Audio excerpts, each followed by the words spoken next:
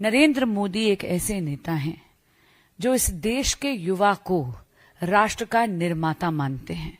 Youth lead development का मूल मंत्र उन्होंने विकसित भारत की नींव को सुदृढ़ करने के लिए रखा है।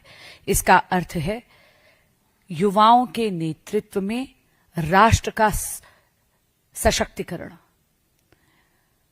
देखिए, ये जो लीक हुई है पेपर की, सबसे पहले तो मैं स्पष्ट करना चाहूंगी कि स्वयं यशस्वी प्रधानमंत्री श्री नरेंद्र मोदी और मोदी सरकार स्टूडेंट्स के हितों को सर्वोपरि मानती है। हमारे लिए सबसे पहली प्राथमिकता है कि बच्चों के भविष्य की रक्षा हो। 3 मई को यह परीक्षा स्केड्यूल्ड थी, ये परीक्षा हुई और 11 मई को यह बात उभर कर आई कि ये परीक्षा किसी ना किसी फॉर्म में 11 और 12 की जो इंटरवीनिंग नाइट थी उसमें ये पता चला कि परीक्षा किसी फॉर्म में शायद कॉम्प्रोमाइज हो गई है। ऐसे में किसी भी जिम्मेदार सरकार से 3 तरह की अपेक्षा है। पहला, कि वो बच्चों के भविष्य को सुनिश्चित करने के लिए कदम उठाए, बच्चों की रक्षा करे। दूसरा, आरोपियों को जस्टिस तक लाने की पूरी कोशिश करें ताकि किसी भी प्रकार की कोताही वहां ना हो। और तीसरी बात, ऐसी गलती दोबारा ना हो उसको सुनिश्चित करे। मुझे बहुत खुशी होती है आपको ये कहते हुए कि मोदी सरकार ने ये तीनों कदम उठाए और तुरंत उठाए।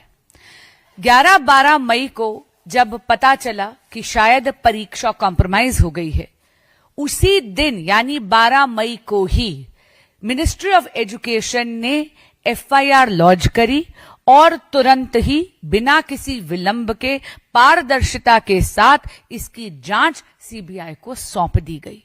सीबीआई ने एक एसआईटी का गठन करा और 1 नहीं 2 नहीं बल्कि 13 आरोपियों को अरेस्ट करा। वो आज भी हिरासत में हैं। They are still behind bars. इसी के साथ साथ मैं आपको आश्वासन देना चाहती हूं कि मोदी सरकार ने बहुत ही जिम्मेदाराना रवैया निभाते हुए कोर्ट से यह भी प्रार्थना करी है कि इसका trial day to day basis पे सुनवाई हो उसकी, और आरोपियों को कड़ी से कड़ी सजा भी हो और जल्द से जल्द सजा हो ताकि स्टूडेंट्स को न्याय मिल पाए। दूसरी बात, बच्चों का भविष्य सुरक्षित करने के लिए तुरंत नीट का री एग्जामिनेशन करना बहुत ज्यादा जरूरी था। आप सब जानते हैं कि नीट जैसा एग्जाम जिसमें 20 से 22 लाख कैंडिडेट्स अपीयर होते हैं, उसकी तैयारी में 6 महीने लगते हैं। लेकिन आपको मैं आश्वस्त करना चाहती हूं, मात्र 37 डेज में नीट का री एग्जामिनेशन किया गया और रिजल्ट भी मात्र 25 दिन में आप सभी के सामने ला खड़ा कर दिया गया।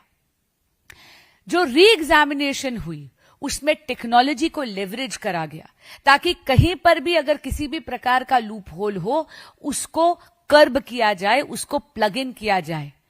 20 लाख कैंडिडेट्स ने नीट का री एग्जामिनेशन 21 जून को लिया। इसमें 11.21 लाख यानी 11 लाख से ज्यादा स्टूडेंट्स क्वालिफाई करे।